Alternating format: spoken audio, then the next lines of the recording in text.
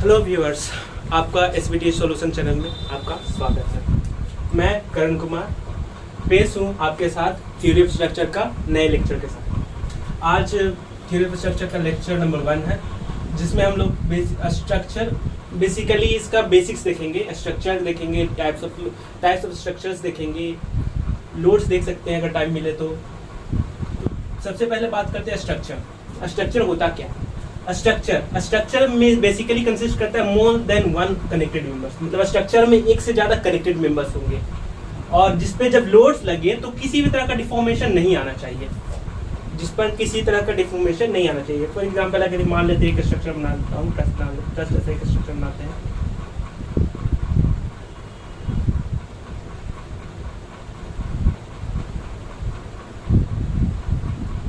Structure का क्या definition बताया?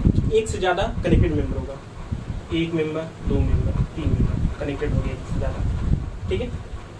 और फिर क्या बोले, अगर किसी तरह का लोड लग रहा है ट्रस पे, बेसिकली हमारा जॉइंट लोड्स लगता है, ऐसा ज्यूम करके चलते तो वही बना रहा है। तो लोड लगे तो ये इसका किसी तरह का डिफॉर्मेशन नहीं होना चाहिए, टूट नहीं जाना चाहिए, बेसिकली इस तरह ऐसा कुछ बिहेवियर नहीं शो करना चाहिए, उसको हम लोग बोलते हैं स्ट्रक्चर। अब आगे पढ़ते हैं क्लासिफिकेशन ऑफ स्ट्रक्चर। तो स्ट्रक्चर को बेसिकली हम लोग क्लासिफाई कर सकते हैं, क्लासिफिकेशन ऑफ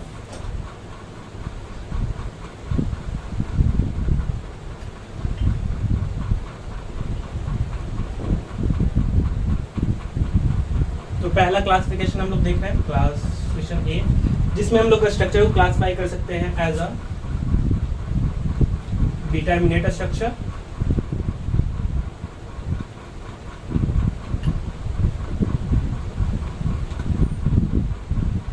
और दूसरा होगा हमारा इनडिटरमिनेट स्ट्रक्चर।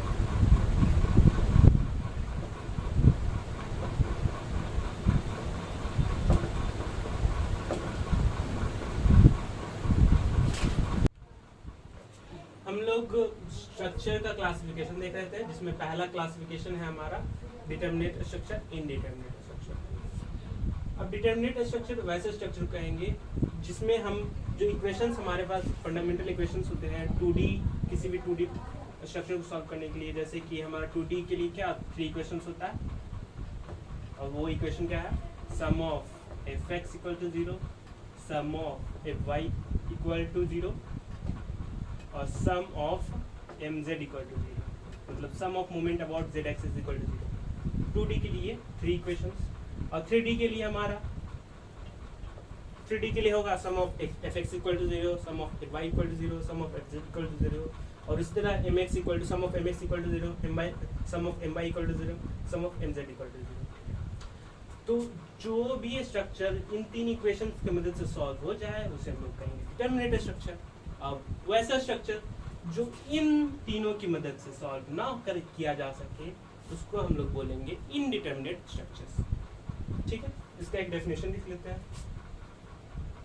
इसका एक डेफिनेशन लिख देते हैं।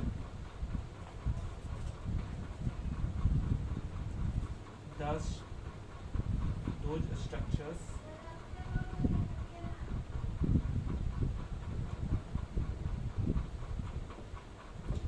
which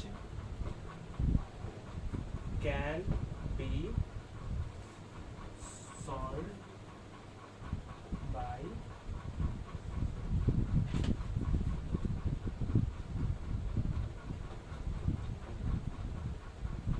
equilibrium equation are called determinate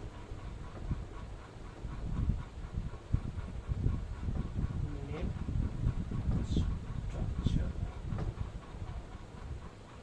उसी तरह अगर इनडिटरमिनेट स्ट्रक्चर का अगर डेफिनेशन लिखना हो तो बीच में बता दो, which cannot be solved by equilibrium equation are called indeterminate structure, ठीक है।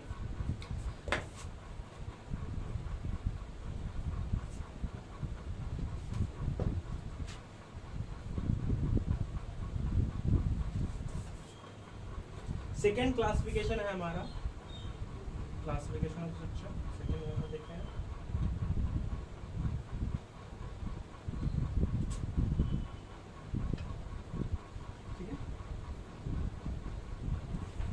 सेकंड क्लासिफिकेशन में हम इसको क्लासिफाई कर सकते हैं एज अ सुपर स्ट्रक्चर।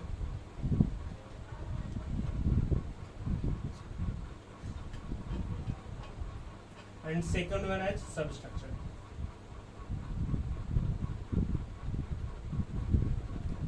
आप लोग थर्ड सेम से इस क्लासिफिकेशन के बारे में पढ़ते आ रहे होंगे कि जो जीएल से ऊपर है उसको सुपर स्ट्रक्चर कहेंगे, जो पार्ट जीएल से नीचे है उसको सब स्ट्रक्चर कहेंगे। अगर एग्जांपल के तौर पे देख ले तो आप अपना बिल्डिंग का जो जीएल से ऊपर वाला पार्ट है वो आप सारा आप सब सुपर स्ट्रक्चर में रख सकते हैं। सब स्ट्रक्चर में आप लोग फुटिंग, फाउंडेशन, बेसमेंट ये सब रख सकते हैं, ठीक है। इसके बाद इसका क्लासिफिकेशन देखते हैं।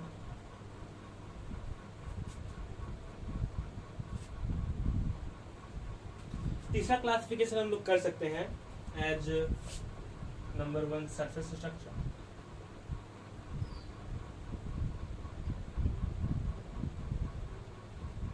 नंबर 2 हमारा हो गया स्केलेटन टाइप ऑफ स्ट्रक्चर।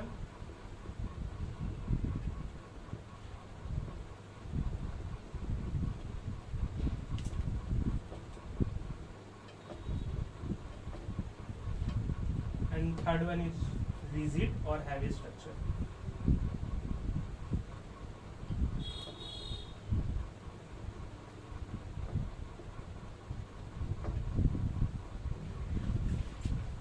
अब सरफेस स्ट्रक्चर, जैसा कि नाम से आप लोग को पता लग रहा होगा, सरफेस बोल रहा है मतलब किसी पतला टाइप का स्ट्रक्चर होगा, ठीक है। तो पतला टाइप के स्ट्रक्चर में हम लोग क्या रख सकते हैं? उसमें रख सकते हैं रूफ्स को, शेल को। सेल बेसिकली आप न्यूक्लियर पावर प्लांट में देखे होंगे कि इस टाइप का स्ट्रक्चर होता है, मतलब जहाँ गरम करते हैं हम लोग उसको हम लोग शेल कह देते हैं, ठीक है। फिर skeleton type of structure. Skeleton type of structure वैसे नाम से ही पता लग रहा होगा, स्केलेटन है। स्केलेटन कहने का मतलब ढांचा। आप किसी भी स्ट्रक्चर को बाहर से ही खड़ा होकर उसके साथ अंदर का सारा स्ट्रक्चर देख सकते हैं, तो उसको बोल सकते हैं स्केलेटन टाइप ऑफ स्ट्रक्चर। सबसे बेस्ट एग्जांपल इसका है ग्रास, सबसे बेस्ट एग्जांपल, ठीक है। तीसरा हो गया हमारा रिजिड और हैवी स्ट्रक्चर, ठीक। रिजिड और हैवी स्ट्रक्चर कहने का मतलब ये जो स्ट्रक्चर होगा बड़ा होगा, भारी होगा। तो इसका एग्जांपल आप लोग क्या बोल सकते हैं? जैसे बोल सकते हैं कि हमारा अपार्टमेंट्स बोल सकते हैं, रिटेनिंग वॉल बोल सकते हैं,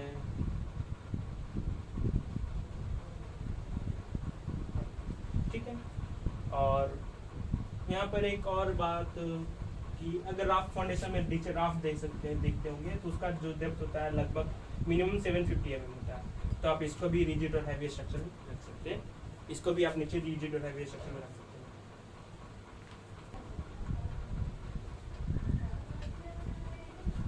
अब यहाँ पर सवाल होता है कि इनडिटरमिनेसी क्या हो रहा है, ठीक है। अभी हम बताए थे कि आपकी 3 इक्वेशन से 2D के लिए 3 इक्वेशंस, 3 इक्वेशन कौन से? इक्विलिब्रियम वाले 3 इक्वेशंस, और 3D के लिए 6 इक्वेशंस, ठीक है। तो इनके मदद से जो सॉल्व कर रहे हो, जिस भी स्ट्रक्चर को इन दोनों की मदद से सॉल्व कर पा रहे हो, उसको हम लोग बोलते हैं डिटरमिनेट स्ट्रक्चर। अगर मान लो हम सॉल्व नहीं कर पा रहे, ठीक है, तो हमारे इनडिटरमिनेट स्ट्रक्चर हो गया, ठीक है। अब उसमें अगर तुम्हारे पास कोई भी एग्जाम्पल लेते हैं, जैसे एग्जाम्पल लेता हूँ फिक्स का,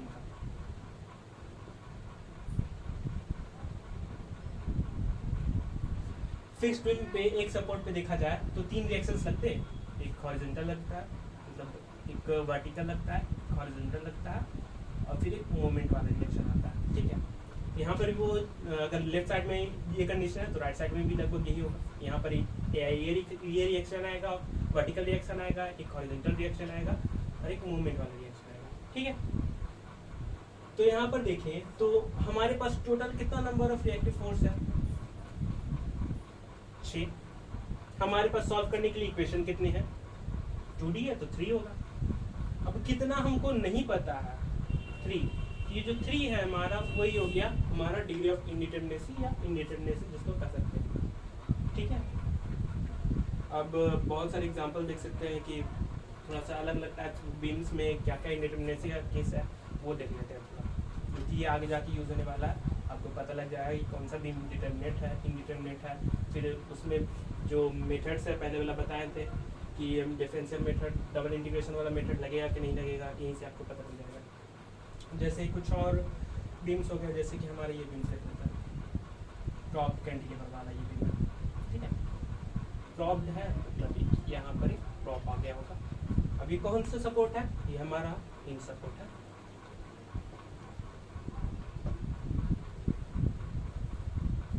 हिंज सपोर्ट में देखा जाए कि हिंज सपोर्ट में दो रिएक्शंस आते हैं, एक आपका वर्टिकल रिएक्शन आएगा, एक हॉरिजॉन्टल रिएक्शन आएगा। अब क्योंकि हिंज सपोर्ट में जो स्ट्रक्चर है वो मूव कर सकता है, रोटेट कर सकता है, तो यहाँ पे मोमेंट वाला कोई रिएक्शन नहीं है, ठीक है।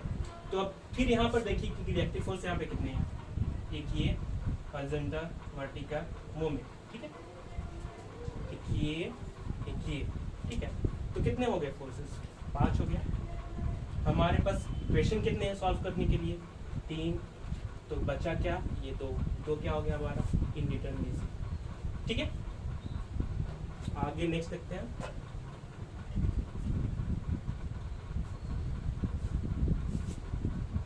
फिर से हम कैंटिलीवर में मिलते हैं, लेकिन उसमें हम इस बार रोलर सपोर्ट लगाएंगे।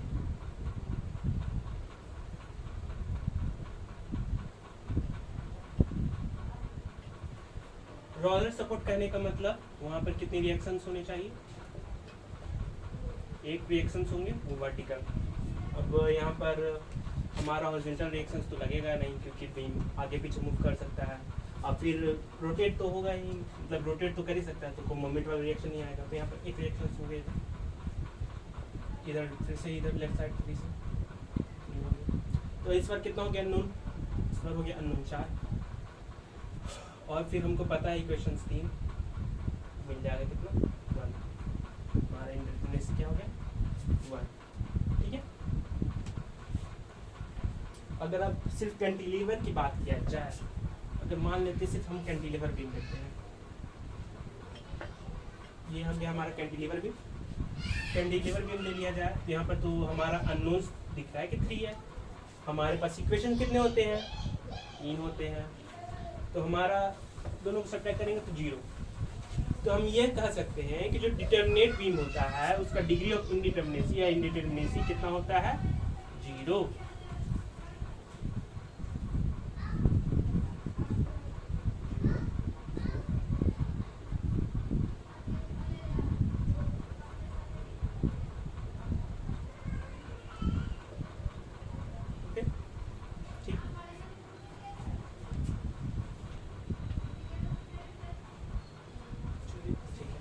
काफी होगा। अभी तक तो हम लोगों ने अभी तक स्ट्रक्चर के बारे में पढ़ा था कि स्ट्रक्चर क्या होता है, स्ट्रक्चर का क्या टाइप्स हो सकता है, ठीक है। अब हम लोग देखने वाले हैं थ्योरी ऑफ स्ट्रक्चर, टॉस का डेफिनेशन। टॉस क्या होता है, उसको कैसे डिफाइन किया जा सकता है, ठीक है। तो टॉस क्या होता है, advanced form of mechanics of structure, मतलब ये मॉस का एडवांस फॉर्म है। मॉस में हम लोग क्या पढ़ते थे, बेसिकली बिहेवियर के प्रॉपर्टी के बारे में, मतलब मटेरियल के बिहेवियर के बारे में पढ़ते थे, उसके प्रॉपर्टी के बारे में पढ़ते थे। लेकिन हम लोग यहाँ पर पढ़ने वाले हैं स्ट्रक्चर के बिहेवियर के बारे में, ठीक है। और उसमें क्या पढ़ सकते हैं, स्ट्रक्चर कौन कौन से स्ट्रक्चर्स हो सकते हैं, जैसे कि हो सकता है हमारा बीम हो सकता है, कॉलम हो सकता है, फ्रेम्स हो सकते हैं, प्लेट्स हो सकता है, सेल्स हो सकता है, ठीक है। और जब कब किसी भी स्ट्रक्चर का बिहेवियर हमको कब पता लगेगा, जब उस पर हम कोई लोड लगाएंगे, और लोड लगाने पे उस पर क्या चेंज हो सकते हैं, हमारा उसका स्टेट चेंज हो सकता है, स्ट्रेस का जो स्टेट चेंज होगा वो पता लगना है, फिर डिफॉर्मेशन क्या क्या आ रहा है स्ट्रक्चर में ये पता है। तो बेसिकली हम लोग कह सकते हैं कि जो टॉस है मैकेनिक्स मॉस का एक एडवांस फॉर्म है, जिसपे हम लोग स्ट्रक्चर के बिहेवियर के बारे में पढ़ रहे हैं, ठीक है। ठीक है, आज के लिए इतना ही। बाकी का आगे वाला वीडियो से हम लोग नेक्स्ट टाइप्स ऑफ लोड्स के बारे में देखेंगे, डायरेक्ट स्ट्रेस, बेंडिंग स्ट्रेस के बारे में देखेंगे, स्ट्रेस वेरिएशन का जो डायग्राम होता है वो देखेंगे, ठीक है। तो अगर आपको ये लेक्चर अच्छा लगा हो तो लाइक, शेयर एंड सब्सक्राइब करें। Thank you.